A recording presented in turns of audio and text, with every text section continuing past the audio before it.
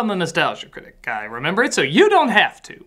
It's no secret that the career of legendary animator Don Bluth has had some ups and downs. Like anyone's legacy, there's been some hits and there's been some misses, but the hits seem to be when Bluth had the most control over a project, and the misses seem to be whenever the studio he worked for took the most control. You can usually tell the studio interference by how much the films imitated what was expected to be popular at the time. Whether it be Disney, Star Wars, or even other movies that tried to rip off other genres, or Disney, there was apparently a lot of meddling. Bluth was obviously known for his beautiful style, but was just as well known for being wild, aggressive, and imaginatively odd. Traditional fairy tales or action films was not something to expect out of such a uniquely strange mind. But the attempts were made and often were not as successful as others hoped. But funny enough, his weird style shines in the last place you would expect it. A straight-to-video spin-off of one of his Disney cinematic knockoffs.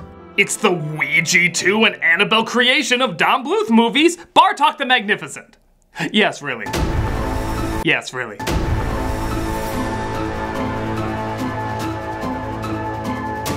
Directed by Don Bluth with Gary Goldman and based on the comic relief from his animated film Anastasia, Bartok had the animation budget of a straight-to-video movie and honestly about as much interest from the studio. They seemed, understandably so, more interested in their cinematic release than their smaller VHS tie-in. But because of this, they interfered less, and we got a bizarre, unique, and honestly kind of enjoyable little special out of it. It's not one of Bluth's grand works or anything, but it has more of his traditionally odd signatures, resulting in a crazy but surreally charming adventure. And we're here to look at this adorably insane film in all its wonderfully head-scratching glory. So sit back and get ready to go, why? As you should with any good Don Bluth production, this is Bartok the Magnificent. The film opens with a song about a witch named Baba Yaga, which in Russian translates to pointless but funny throwaway joke in Ant-Man sequel. This immediately gives you a feel for the film. There's clearly little money thrown at this, there's not even that much animation to start out. But the stylized angles, colors, and designs are already more unique than what you usually see in a direct-to-video product. This looks like Toys R Us if it went to hell. No disrespect, still miss you. We cut pretty quickly to our main character though, a Russian bat named Bartok played by Hank Azaria. And before you go insane, he said he was open to a real Russian bat voicing the part. He travels town to town telling fake tales of his amazing heroics and even taking out leftover animation cells from the thief and the cobbler. I imagine there's a lot of those left behind. Damn, those Russian bears always making their way into the center of Moscow. Africa, watch it! Bartok seems to take out the bear though without breaking a sweat.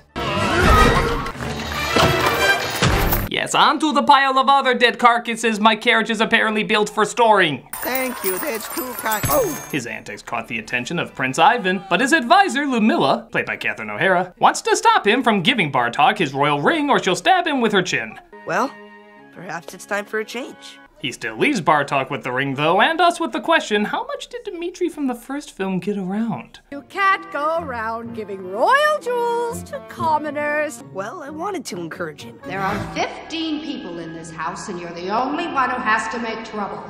As you'd imagine, Bartok staged the bear attack, and the bear is actually his thespian friend named Zozi, played by Kelsey Grammer. Well, suffice it to say, the performance of my death today would have shamed Prometheus. Leaving us with the question, how much did Vladimir from the first film get around? I wish you could hear yourself. It's really quite irritating. Critics. I got the same reaction from Transformers 4. Things heat up though when the witch turns the palace into Sleeping Beauty backgrounds and breaks into the prince's room.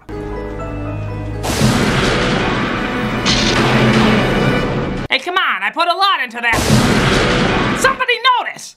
Apparently the witch kidnaps the prince, leaving an iron tooth behind. Ludmilla announces this to the residents of Moscow. All 40 of them. Who can rescue our prince from the evil Baba Yaga? I know someone. Oh, yes, the two children who clearly have an understanding of strategic recovery. A bat, you say? Okay. The soldiers bring Bartok to her and they request that he save the young prince from the Iron Forest. It would give me no greater pleasure than to risk my life. My schedule is extremely tight. Mr. Bartok? Oh boy, here comes trouble. I like that Bartok, essentially a cute Don Bluth animation, knows he's not gonna be able to turn down a cute Don Bluth animation. Please. Oh God, how is she doing that? The eyes, they're getting more and more Don Bluthy. Okay, just stop everything going on in front of me. So Bartok, of course, agrees to save the prince, and Zozi sings a song through Tentacle Candyland. He's kind, he's smart, that possible hero in you.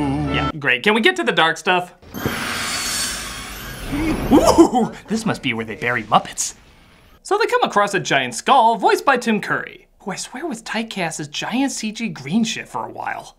Do you like riddles? Riddles?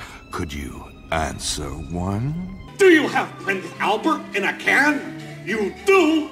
Well, you better let the poor guy out. No, the riddle is, what key opens a witch's door? And the answer is, a skeleton key. But apparently Bartok is the only one who can enter. Did you hear me say you could go in? Unless your worth lies far within the diamond in the rough. Which I seriously doubt you are, bear. He comes across the witches in a fully rendered house and meets Baba Yaga. Witch's life is very solitary. No one around to talk to but trees. Okay, I know it's a short movie and you gotta squeeze in a lot of songs, but do we have to have one that has wah, wah, wah, wah in it? No one in the attic. No one in my chair. I keep expecting her to chase Dirk the Daring with a rolling pin. You broke into my home. She catches Bartok and says he has to prove his worth in saving the prince or die. Head south to the ice quarry and bring Piloff to me. Bring Piloff. Bring Piloff to you? Piloff. That's either a Russian fruit, Russian Viagra, or both. So he journeys with Zozi to find Piloff, who is a dog-like caterpillar with suction cup hands, played by Jennifer Tilly. God, I love a movie where I can say that and it's not an exaggeration. I gotta bring you back to Baba Yaga. This isn't good. You see, I'm stuck. And when I say stuck, I mean playing the same bimbo and everything, even though I'm secretly a freaking genius. Did you know I was nominated for an Oscar? No, you didn't, you liar. She, like many of the characters, is adorably charming. I love too that Bartok actually knows how to do a good karate chop. It wasn't just a throwaway line for the Anastasia trailer. Okay, it was, but it was put to good use here. But they have to answer another riddle to enter the skull once more. No matter how hard you hit me, no matter how much I hurt, I'm always good for a laugh. What am I? You're rolling Congo? A funny bone. Same thing.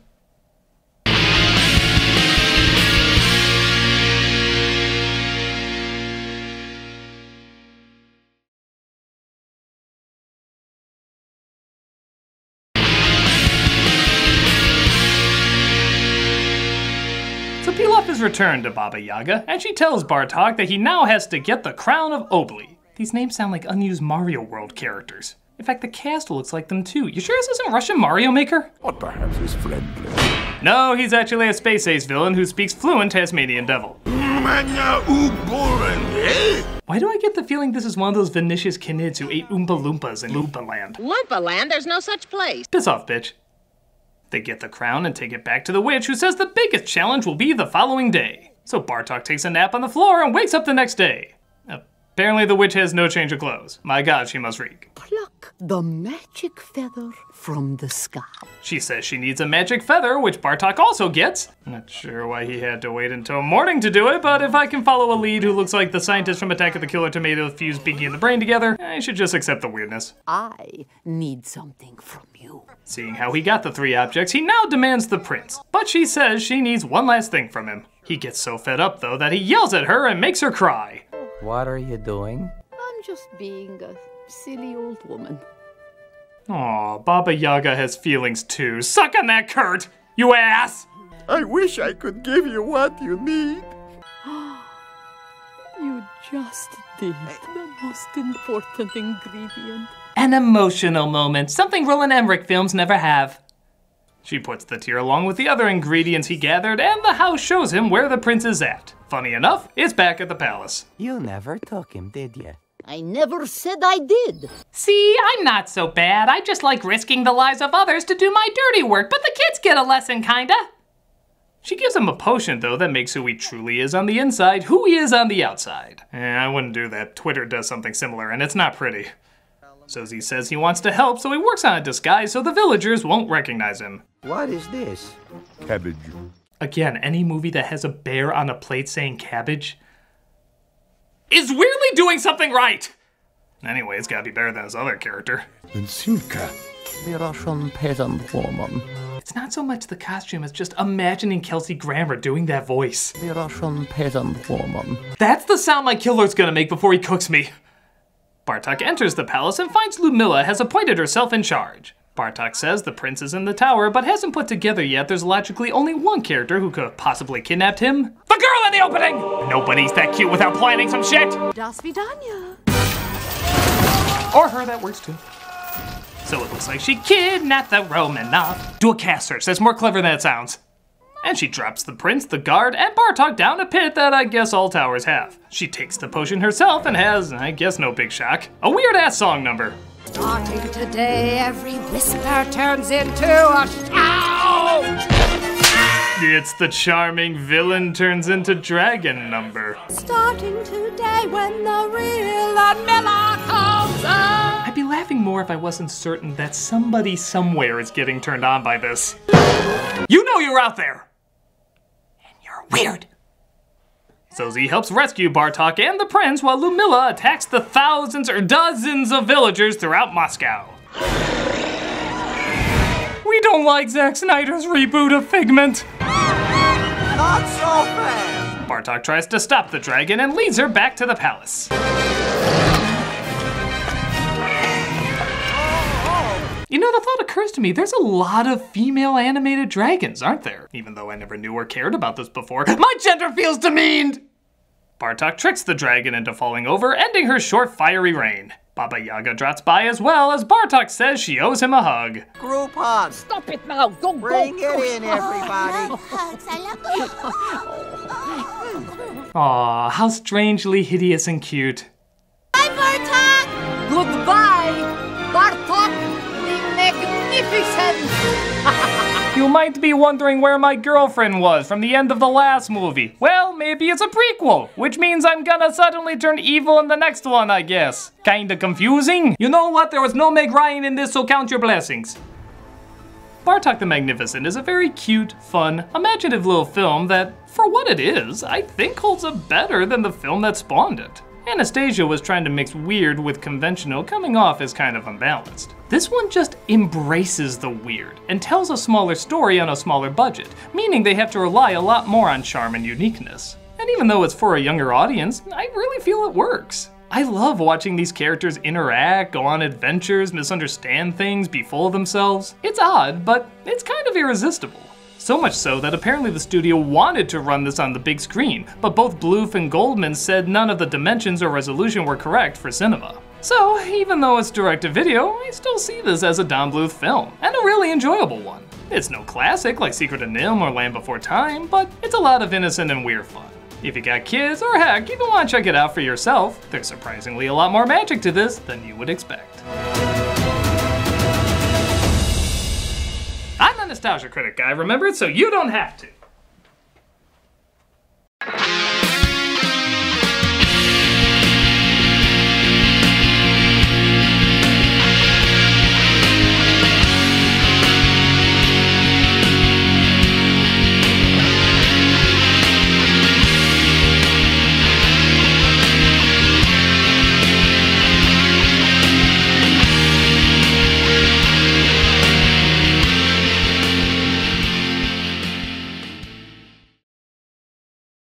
Cabbage.